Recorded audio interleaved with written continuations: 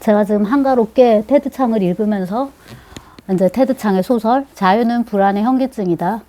그리고 이제 오늘 막 읽었는데 상인과 연금술사의 문. 그걸 이제 느긋하게 읽고 동영상을 찍거나 아니면 이제 수업 마지막 커리큘럼이었는데요. 러시아의 SF입니다. 노변의 피크닉인데 이거는 이제 기존에 찍어둔 영상이 몇 개 있기는 해요. 근데 이제 그때는 읽어가면서 찍은 거고 좀 다 읽고 어느 정도 종합적인 그런 이제 얘기를 하고 그 다음에 이제 나름대로 학적으로 다루어 볼 만한 문제의식도 짚고 하려고 했는데 아시다시피 12월 3일 저녁에 10시 반쯤에 너무나도 웃긴 사건이 터져가지고 이 얘기는 하고 가자 싶어갖고 악령을 꺼내들었습니다.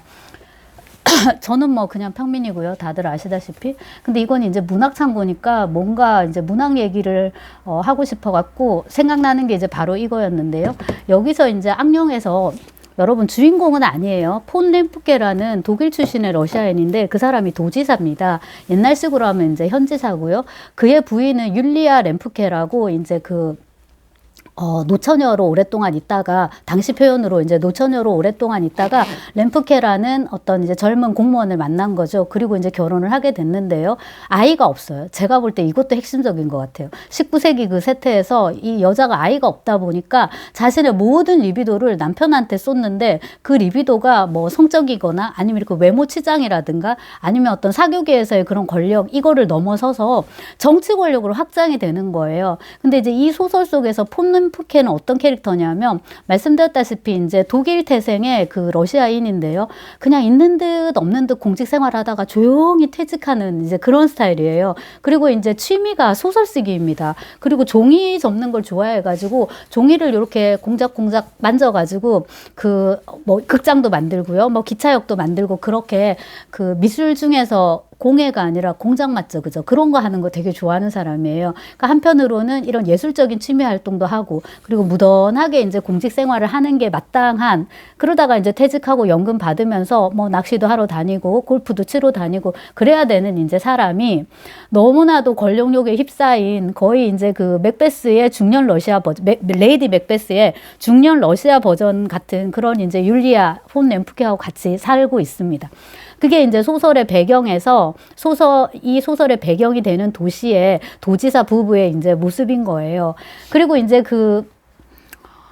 이런 집권자의 위정자의 어리석음, 그 다음에 그 욕심, 이런 거를 이제 알아보는 또 세력들이 존재하잖아요. 그게 이제 뾰트르 베로벤스키입니다. 베로벤스키가 율리아의 이제 이런 측면을 굉장히 빨리 꿰고, 그 다음에 그녀의 여자로서의 허영을 또 살짝 살짝 건드려가지고 자꾸 접근을 하고요. 이제 자기가 원하는 바를 이루게 되죠. 정치적 이제 협잡을 시도를 하고요. 옆에서 이제 폰 렘프케는 남자로서, 그러니까 남편으로서의 자존심까지 이제 손상을 입는 거예요. 젊은 놈이 내 아내 옆에서 이제 왔다 갔다 하니까. 그래, 이제 자기가 또 질투를 하면 옹졸한 거잖아요. 그래서 결국 그 술수에 휘말리게 되고, 렘프케는 이제 완전히 나중에 이제 정신이 돌아버려가지고 저 여자를 체포하라 해서 이제 자기 아내를 체포하라고 하는 지경에까지 이르는데, 그보다 이제 더 무서웠던 것은 지금 우리와 같은 상황이죠. 눈은 있는데 보지 못하고, 귀가 있는데 하나도 듣지를 못하고요. 이 만지고 있는 것도 내가 지금 책을 만지는 건지, 뭐 이런 브로치를 만지는 건지 지금 뭐 감이 하나도 이제 없는 거고요. 그 와중에 이제 사람이 좀 착하기라도 하면은 이렇게 대형 사고는 안 칠 텐데 그 와중에 또 못됐기까지 한 거예요. 그래서 이제 너무나도 이제 어처구니 없는 그런 사건이 일어나 버렸는데, 이 폰 렘프케하고 율리아 렘프케를 보면은 정말로 전쟁에서 무서운 것은 적이 아니라 어리석은 사령관이다, 어리석은 상관이다라는 걸 이제 여실히 보여주고, 그 악령에서는 배경이 뜨베리시인데요. 도시 하나가 그냥 이렇게 혼돈에 휩싸이는 걸로 끝이 났지만은 그 사람이 앉은 자리의 무게가 얼마나 크냐에 따라서 나라 하나, 그러니까 국가 하나, 심지어 세계전까지 갈 수 있는 그런 일도 있을 수 있겠다. 왜냐하면 그 모든 역사적인 사건들이, 그 양차 대전이나 이런 것들이 결과적으로 다 그런 말도 안 되는 일에 의해서 그런 일들이 중첩되면서 사실 일어났던 거잖아요. 그리고 이제 나중에 끝난 다음에 이제 역사학자들이 이렇게 밝혀서 그게 고리가 맞춰지는 거지, 그 당시에는 우왕좌왕 이제 다 정신이 없었을 것이고, 저도 이제 그 국회에 병력이 이제 동원된 것까지 이제 보고서 잤는데, 그래도 우리는 시스템이 갖춰진 국가니까 뭐 저렇게 말도 안 되는 만우절 장난 같은 그런 일이 뭐 실제로 이런 큰 비극으로 이어질 리는 없겠지. 네, 국회가 있으니까. 그리고 저는 개인적으로 굉장히 유의미한 날이었는데 그 우리 총선 때요. 제가 미리 가서 투표를 했었거든요. 그때 잘했다라는 이제 생각이 들었고요. 국회의원들이 어느 정도 이제 수가 돼야지 의견을 관철시킬 수가 있으니까, 의사를 관철시킬 수가 있으니까.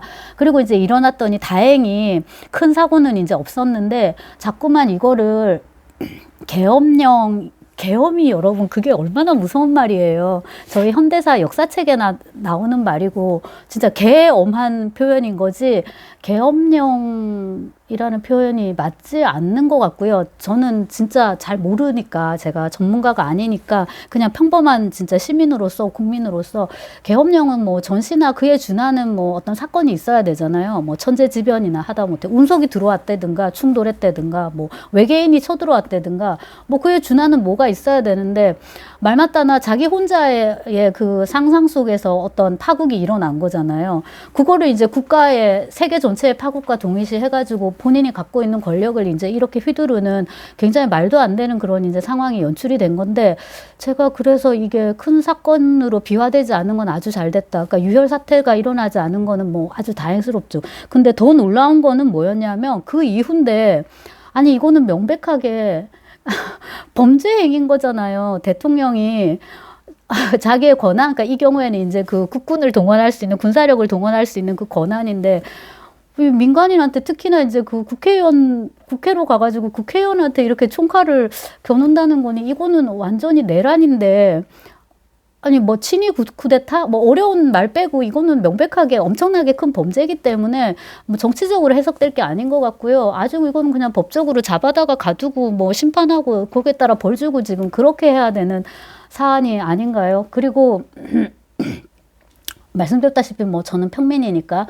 근데 뭐 예, 요즘 애들이 뭐 다 이기적이고 개인주의적이고 애들이 뭐 잘 안 움직여요. 가만히 있죠 애들이. 자기들 문제가 크니까. 근데 학생들이 일어났다는 거는 수업을 갔는데 애가 눈이 뭐 이렇게 토끼 눈이 돼가지고 무슨 말을 하는지 잘 못 알아듣고 그래도 수업은 났더라고요. 그러고 있고 애들이 뭐 그렇게까지 흥분을 하고 또 밤에 모여가지고 뭐 저야 그런 풍경이 익숙하죠. 저는 93학번이니까. 그 다음에 이제 뭐 교문 앞에 경찰이 깔려가지고 전경이 깔려가지고 있고 그래서 교문으로 집에 가지 못하고 담을 넘어갖고 가고 하던 일들이 뭐 매일 일어났던 세대는 아니고요. 덜어 있었고요. 그 다음에 뭐 대학 신입생 때는 이른바 가투 그런 것도 나가고 이제 했던 세대인데요. 요즘 학생들은 그렇지 않잖아요.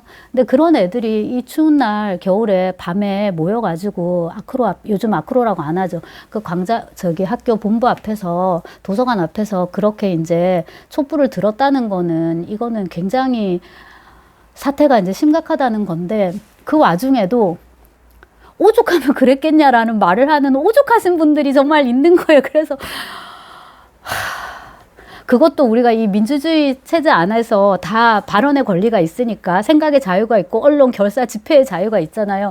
뭐 그것까지 우리가 이제 품어줄 수 있는 아량을 가지고서 그럼에도 불구하고 뭐 법적으로 따져보고 또 국민 정서로 보거나 했을 때 이건 너무 말이 안 되는 일이니까 빨리 해결이 되고 좀 우리가 다 일상으로 조용히 돌아갈 수 있었으면 좋겠습니다. 그래서 제가 이거 꼽아봤는데 말씀드렸다시피 이제 원래의 계획은 이런 거 하나 꼽고 크리스마스 아이템으로 이제 이런 거 하나 꼽고 그 다음에 이제 SF에 대해서 얘기를 이제 하려고 했던 것인데 얼마나 정말 역사는 반복되는지를 새삼 이제 악령을 또 한번 떠올리면서 새삼 이제 강조를 하고요. 그 다음에 이제 우리 민족은 그 현대사에서 계엄, 그 다음에 뭐 군부 정치, 군부 독재 이런 거에 뭐 다 경기하는 사람들이잖아요. 그러니까는 이제 더 그런데 빨리 좀 해결이 됐으면 좋겠고 말이 나왔으니까 말인데 계엄령은 저 자신한테 지금 내려야 되는 걸로.